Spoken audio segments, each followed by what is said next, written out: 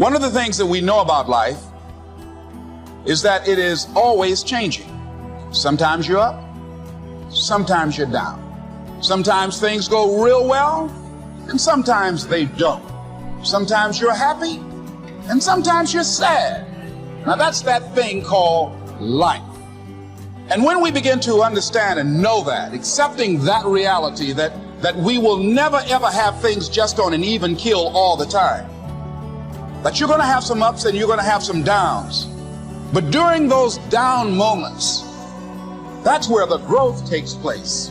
That's where the work is. Anybody can feel good when they have their health, their bills are paid, they have happy relationships, the children are acting normal. Anybody can be positive then. Anybody can have a larger vision then. Anybody can have faith under those kinds of circumstances. See, but the real challenge of growth, mentally, emotionally, and spiritually, comes when you get knocked down. Life is hard. See, for every time you have a plan, a dream, an aspiration, or a goal, do you know what happens every time you have one of those? This thing comes along called life. It happens to everybody. Life has disappointments. It's got peaks and valleys. You're going to lose somebody you care about one day. That's a valley. Somebody going to close the plant you thought was going to stay open so you could retire. That's a valley. Somebody going to fire you for an unjust cause. That's a valley. The people that got your credit card going to sell their company, going to sell their business to another credit card company. Your 18% go up to 26%. You don't even know why now your minimum didn't change. Because it's life. You can stop thinking that life fitting to be easy, because I got news for you, it ain't. That's a false hope to think you're going to have a wonderfully carefree life. That's unthinkable. When people can walk away from you, let them walk. When people can walk away from you, let them walk. I don't want you to try to talk another person into staying with you, loving you, calling you, caring about you, coming to see you, staying attached to you. I mean, hang up the phone. When people can walk away from you, let them walk. And sometimes it's not good to stay someplace when it's time to go. Sometimes it's not good to allow yourself to get stuck in a rut when it's time to go to the next level. Sometimes it's not good to hold on to where God was when it's time to go to where God is. Because I have been Moses more times than I can remember. And I have helped people and gave to people who sued me, who lied on me, who tried to kill me, who betrayed me, who broke my heart and let me down. I have been betrayed so many times that when you don't betray me, I'm shocked. I'm scared to believe that you might be real. Is there anybody in here that understands what I'm talking about? I have been through so much, man. And I swear I'd drop this mic right now if the sermon was over. If that's the end of it, I would quit. I would say amen and walk right out them double doors. But I ask myself, where's God in the middle of all of this craziness? With all hell breaking loose, where is God? I see Moses, I see the Egyptians, I see these crazy people. Where is God? How come you let right go wrong, Jesus? Is there any justifiable reason for my heart being broken?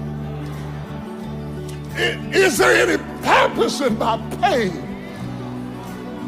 Can you contextualize my crisis? Can you make sense out of my sadness? Or did I just go through all of that for nothing? Why did you let me discover a purpose that gave me so much pain? Why did you let me love somebody that wasn't crazy? Or help somebody that would pay me back? Or invest in all these children that wish they had a parent? Why didn't you put me in an environment where I would be appreciated? Why didn't you give me a nice, neat life that made sense? Why is my life so complicated? And then the other thing I want to ask you, Lord, is there anybody else like me in the world? Is it just me going through this hell, or just let me know that I can have some companionship in the craziness? If you don't make it better, send somebody else crazy so we can have some company. Touch your neighbor and say, something's about to happen in your life. You've been stuck in a rut too long. Things are about to shift in your life. Now, what do you do during the hard times, Les? Here's what you must do. Number one is you must have faith. Paul said you must have the faith to call forth those things that be not as though they were. Judge not according to appearances. Don't judge your circumstances and the possibilities for your future based upon what you have now and because of what's going on now. No. That's not the real reality there. What you're going through, if you're going through some hard times, it has not come to stay, it has come to pass. Now, second thing is, repeat this after me. Something you should affirm to yourself every day. Repeat this, please. No matter how bad it is or how bad it gets, I'm going to make it. Say that to yourself every day. So you've got to have faith. You talk to yourself. You say that affirmation. The next step is you must have patience and engage in consistent action. Patience and engage in consistent action.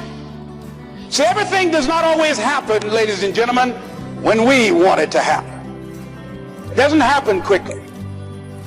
So in that process, they have something in the Far East called the Chinese bamboo tree. The Chinese bamboo tree, every day it has to be watered and fertilized. It's a very hard nut, and it takes 5 years of watering and fertilization every day, according to American Geographics, before it breaks through the ground. At any time, if the watering process and the nurturing and the fertilization process is stopped, the Chinese bamboo tree will die in the ground.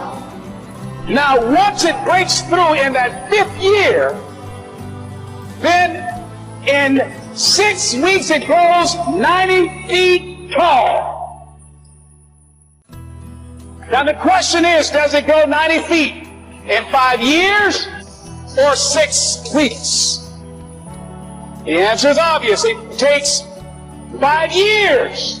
That's how long it took to grow it, to build that foundation, to nurture it, to water it, to build the reputation, to build the credibility, to learn the market, to learn people, to learn yourself, to learn the system, to learn how to do it, to figure it out. That's why you must have patience and engage in consistent action. We live in a world, ladies and gentlemen, where people want instant gratification. They want it right now. They want to be a Dexter Yeager, but they're not willing to pay the price, to do what it takes to get up there where Dick Harper,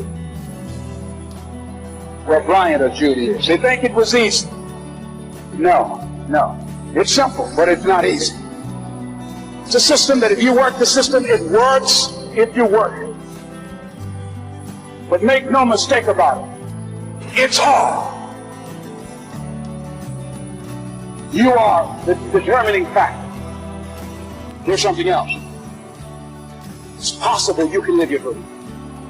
It's necessary that you have goals, that you write them down, that you surround yourself with a support team, that you are creating.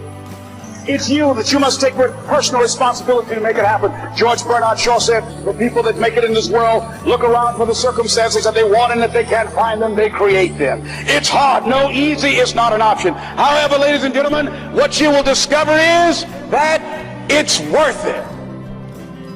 It's worth it. I suggest to you, if you want to become diamond, write down 5 reasons of why it is worth it for you to become a diamond, to experience that level of achievement. What is it that will give you the drive? What is it that will ignite the courage in you to get up and come back again and again and again? How is it that you would be able, what reasons that can tap in to that deep down feeling that goes to your gut, that no matter how many times you get knocked down, that you're coming back?